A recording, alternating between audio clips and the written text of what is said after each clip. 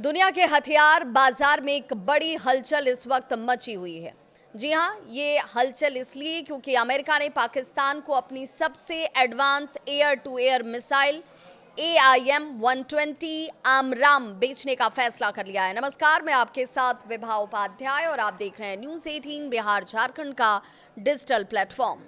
Donald Trump की मध्यस्थता में पाकिस्तान के प्रधानमंत्री शहबाज शरीफ और सेना प्रमुख की बात करें तो असीम मुनीर की व्हाइट हाउस में मुलाकात के बाद इस डील को हरी झंडी मिल गई है। लेकिन असली सवाल ये कि क्या ये डील पाकिस्तान के लिए वरदान है या अमेरिका की एक बड़ी रणनीतिक चाल है।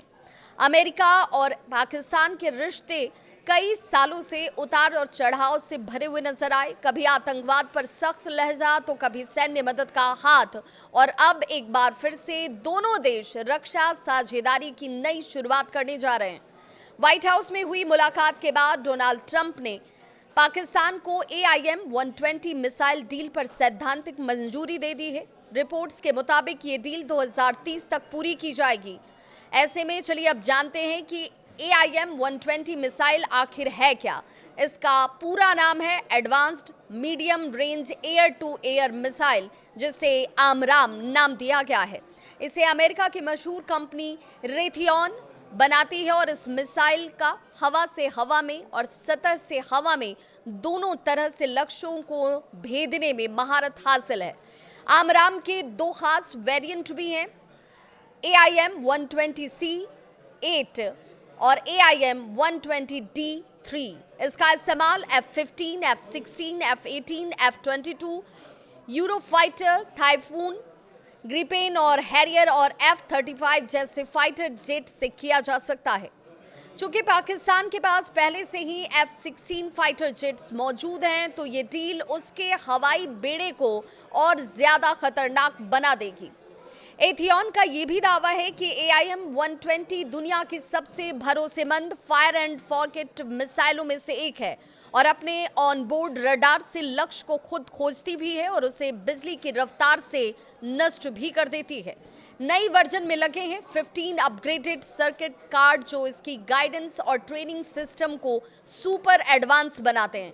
यानी अगर भविष्य में सॉफ्टवेयर अपडेट्स भी अगर आ जाएं तो ये मिसाइल खुद को उन अपडेट्स के मुताबिक ढाल लेगी। साफ है कि ये सिर्फ हथियार नहीं है, एक अपग्रेडेबल प्लेटफॉर्म है।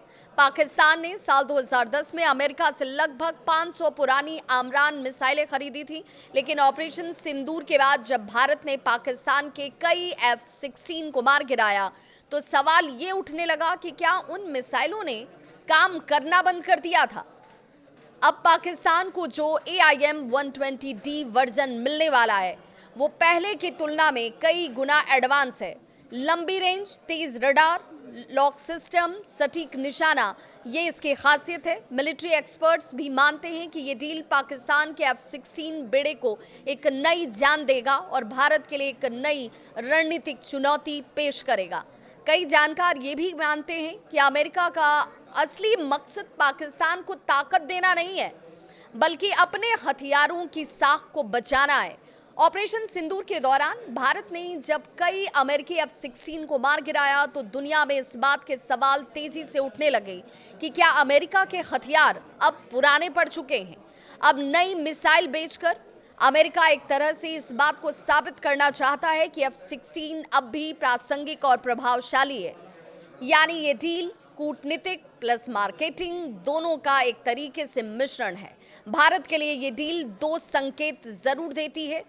पहला, पाकिस्तान के एयर पावर में सीमित लेकिन तकनीकी बढ़त जरूर आएगी, और दूसरा, अमेरिकी दक्षिण एशिया में अमेरिका अपने संतुलन की नीति पर दोबारा से लौटता हुआ नजर आ रहा है। हालांकि भारत के पास अब राफेल जेट, मेटियोर मिसाइल और स्वदेशी अस्त्र मिसाइल सिस्टम जैसी क्षमताएं हैं जो पाकिस्तान की नई मिसाइलों को जवाब दे सकती हैं। लेकिन रणनीतिक तौर पर यह डील भारत के लिए एक सतर्क करने वाला संकेत तो जरूर है। AIM-120 मिसाइल डील सिर्फ एक रक्षा सौदा नहीं, ये आने वाले वर्षों में दक्षिण एशिया के सामरिक समीकरणों को बदलने वाला कदम भी हो सकता है। अमेरिका ने पाकिस्तान को ताकत दी है, लेकिन इसके साथ ही एक नई भू राजनीतिक बहस को भी उसने जन्म दे दिया है। कि क्या हथियारों के जरिए शांति आएगी या एक और रेस की शुरुआत हो जाएगी। आमराम मिसाइल सिर्फ आसमान में नहीं उड़ती, ये देशों की राजनीति में भी गहराई तक अपनी असर को छोड़ती है। ऐसे में देखना होगा कि आमरान के आने के बाद पाकिस्तान की जो नापाक हरकतें हैं, उन हरकतों को और बल मिलता है या वो अपनी गलतियों से सबक लेकर अपने राष्ट्र के निर्माण में, अपने लोगों के विकास में इन हथियारों की ताकत को सोच समझकर इस्तेमाल करता है। आपकी क्या है राय? जरूर साझा करिएगा कमेंट बॉक्स में अपनी राय के जरिए।